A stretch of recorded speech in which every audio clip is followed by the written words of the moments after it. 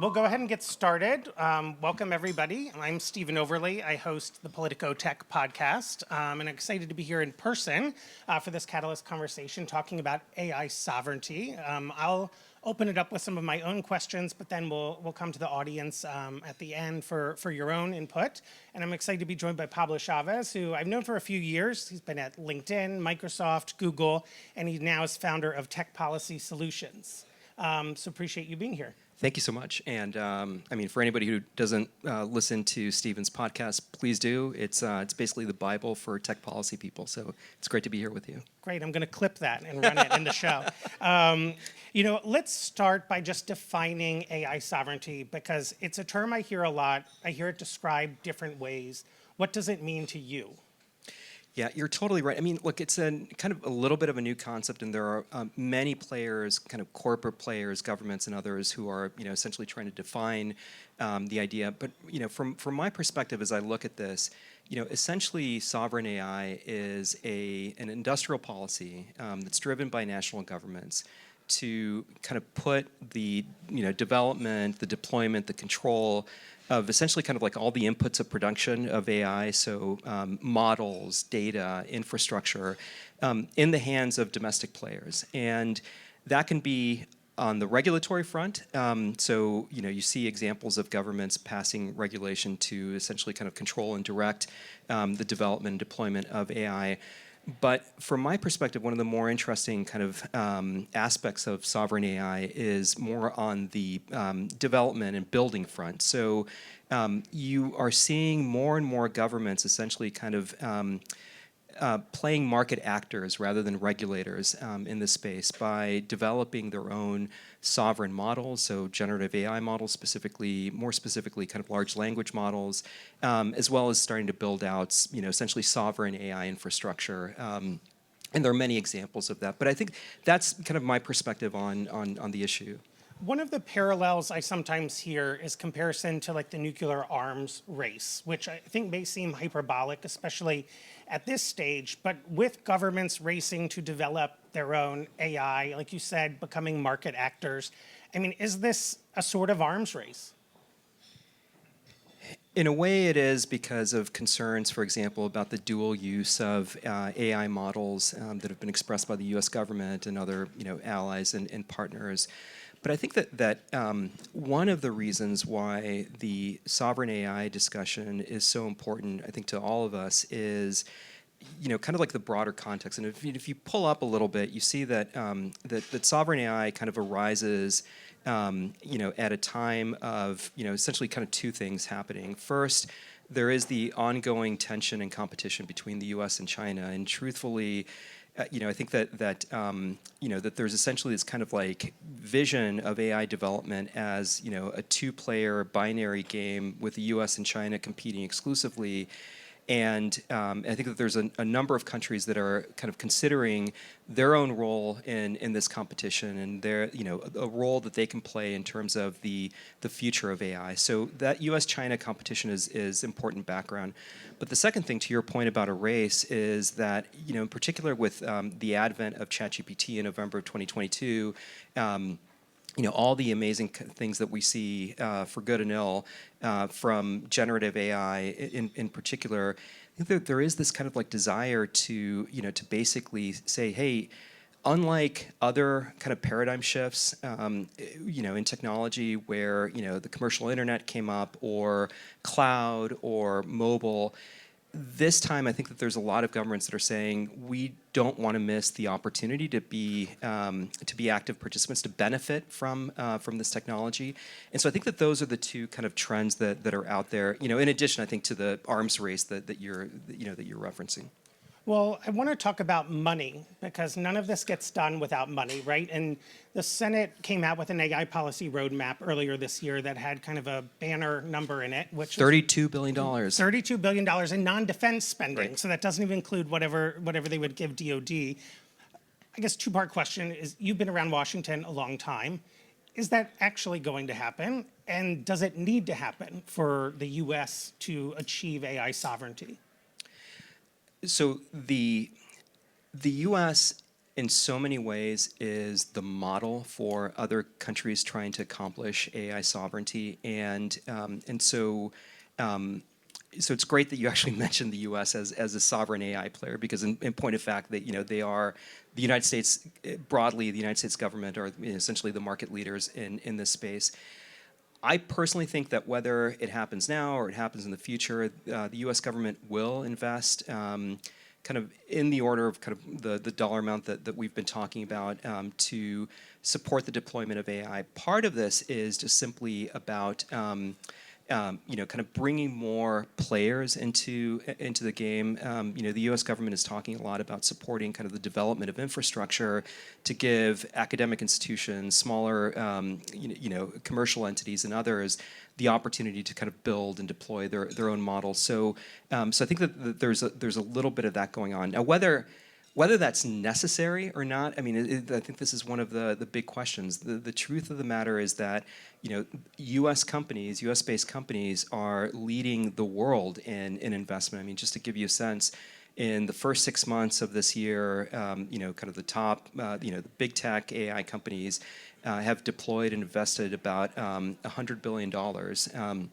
into technical infrastructure, most of which probably is AI related.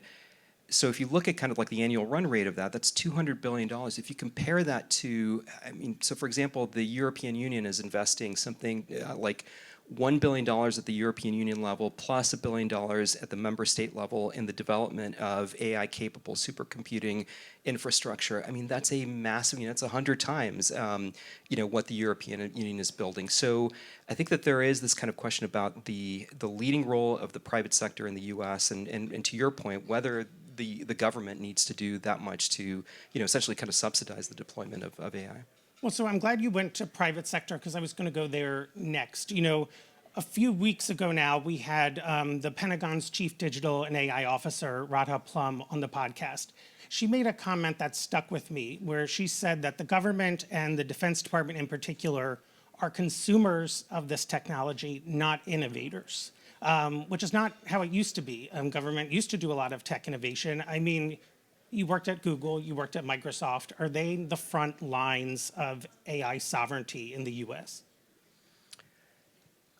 I think that they are, given the capacity that they have, in terms of essentially kind of like building these massive supercomputers in their data centers. I mean, the examples of this kind of abound. Probably the most recent one is XAI, kind of building a supercomputer with, something like 100,000 GPUs, which is kind of incredible, right?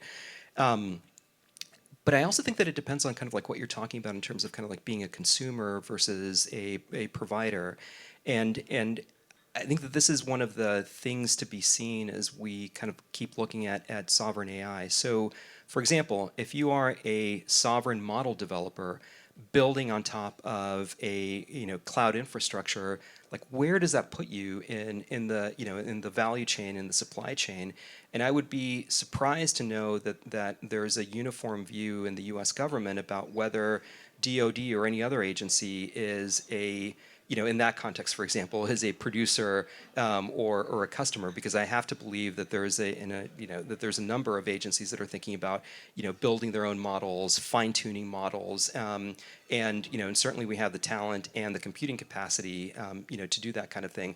So I think the picture is probably a little bit more mixed than we're just in the position of buying versus developing.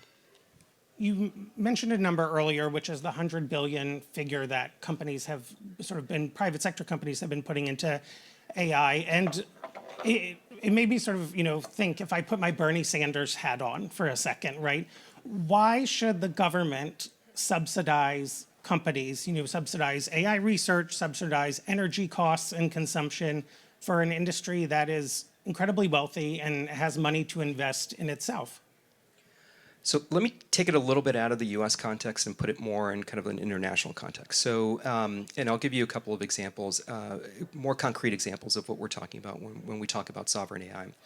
So one example is Taiwan. The Taiwanese government last year started building its own large language model called TIDE. It's the Taiwan AI dialogue engine. And one of the reasons why they did this is because they were increasingly concerned about Chinese interference with Taiwanese political culture. And just to give you an example, there's Baidu has a very famous AI chatbot called ErnieBot. And if you asked ErnieBot who won the Taiwanese presidential election, the most recent one, it would tell you correctly that it was William Lei. But it would append an opinion to that, which is no matter what happens in Taiwan, it doesn't matter because Taiwan and China are one country. So in that instance, you can kind of understand why a government wants to subsidize, the building of a model in order to kind of protect language and culture. Another example is the Janzé supercomputer in France. So the French government recently spent something like $44 million to retrofit that computer to kind of make it more AI capable. In that instance, I think the French government is quite concerned about competition, in particular, I think, with American technology companies, and it wants to provide an infrastructure so that French startups can train their own models, can experiment, so that French research institutions can do the same. And and then perhaps in that instance, it also makes sense. So I think that I think it's a really great question, but I think the answer depends on the particular context of of the government that's acting and what their particular strategy is, whether it's model building, data curation, or infrastructure building. Well, what you pointed to there, to me, seems like one of the tension points around AI that I don't know is talked about enough, which if you have governments trying to develop their own industry, perhaps even build their own large language models, at the same time that we're hearing, about efforts to coordinate on the global stage around standards, around preventing some of the risks and downsides of AI, how can we have cooperation and competition? It sounds nice, but how do you actually do it? It sounds amazing, but it is extremely, extremely hard. The rhetoric around this is exactly what you're talking about, which is we want to cooperate, but we also kind of want to make sure that there's a dynamic of competition so that we can keep innovating and so forth. And I think that is one of the kind of major challenges, is I think in particular for the U.S. government as it thinks about kind of steering the digital world a little bit away from the concept of sovereignty and moving it more towards the idea of solidarity, in particular kind of among partners and allies, where there is an opportunity, I think, for for the U.S. government, using resources, for example, at USAID, also working with the private sector to develop this technology in partnership with countries. Now, to your point, it's a really, really tough balance, because what keeps a national government from, essentially saying, look, it's great that you want to partner with us, but at the end of the day, we want to have our own sovereign model, and guess what? We're going to start keeping your model out of our country. We're going to start, overly subsidizing our model in order for it to be, kind of properly competitive with American and other foreign models. That, I think, is a really, really, really tough challenge that the U.S. government is going to have to face. I'll say that perhaps there's an opportunity with the next administration to enhance the AI cooperation that's already happened with G7 and other fora, where perhaps there could be a kind of AI cooperation forum where the U.S. government and other governments work together on this kind of thing and try to kind of find that balance between competition and cooperation, because ultimately that needs to be found. Otherwise, we are, people talk a lot about the fragmentation of the internet. When you kind of think through the implications of, for example, sovereign models, that could potentially supercharge, technological fragmentation in a way that perhaps would be detrimental to economic cooperation, peace, and other things. Well, you mentioned the next administration, so let's talk politics here for a second. We are on the precipice of a very consequential election. And when it comes to investment in AI domestically, when it comes to the global collaboration you talk about, we haven't heard very detailed agendas from either candidate, but they both have very different track records, at least when it comes to that kind of engagement. what are the impacts of the outcome in November? You know, if we have a President Trump or a President Harris, how does AI sovereignty look different?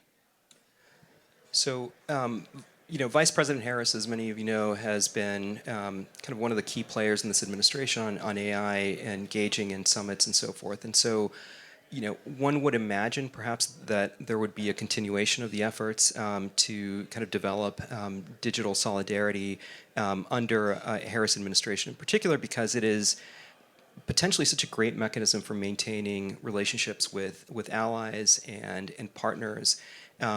It's such a great mechanism for kind of expanding the scope of kind of the digital environment that, at this point, honestly, excludes China, but is I think under the Biden administration working to expand as far as possible. So we're seeing this, for example, with the UAE. There's a partnership that's been built out between Microsoft and G42, and certainly there are concerns about the UAE in terms of its relationship with China, perhaps concerns about human rights and so forth. But it is an example of kind of like how the U.S. is kind of pushing these ideas of solidarity and partnership so that the ecosystem that the U.S. participates in is larger, and the kind of competitive and military and other threats coming from China, perhaps are reduced, at least marginally. With respect to a Trump administration, certainly Michael Kratsios and others have probably been involved in that. There is, I think, a question about kind of how that all would play out. I know that they have concerns about kind of the issues of safety and the idea of kind of safety as censorship.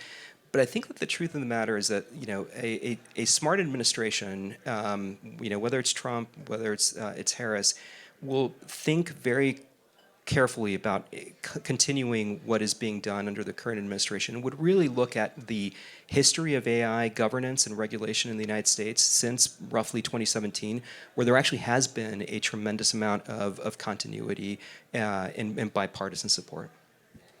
Any audience questions?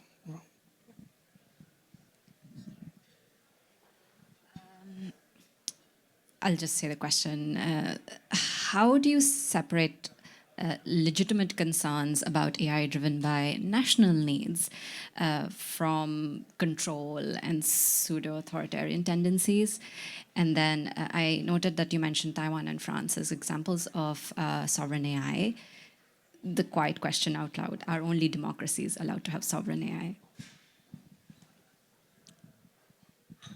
Well, so just on the second one, so AI as a technology could be democracy enhancing or it could be democracy killing, and so whether the litmus test is democracies, or whether it's kind of something broader like open rule bound societies, I do think that there is a very direct connection between kind of governance and systems of government, and the positive application of the technology. Going back to the Taiwan example, one of the reasons why ErnieBot is such a challenge is because it has to be compliant with Chinese, as you know, with Chinese regulations, which require AI to be consistent with Chinese socialist values. So so that is a that's a little bit of a of a concern.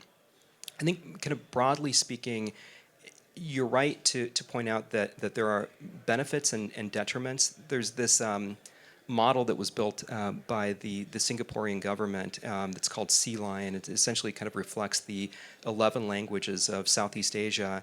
And one of the developers of that model said that that one of the goals is not just to protect Southeast Asian languages from essentially getting overwhelmed by American large language models, which are perceived as being kind of too focused on the English language. The developer also mentioned that the concern is about West Coast Silicon Valley culture, some variation of that. And it does kind of make you wonder, like, what precisely does that mean? Is that about kind of protecting something positive, or is it about kind of ensuring and enforcing censorship or a particular point of view and so forth? So, you identified another one of, Stephen identified kind of one, kind of issue to watch. This is another issue to watch and something to be very careful about. We have to end it there because of time, but Pablo's sticking around, yes, to take more questions. So thank you all, and thank you for being here. Thank you, Stephen.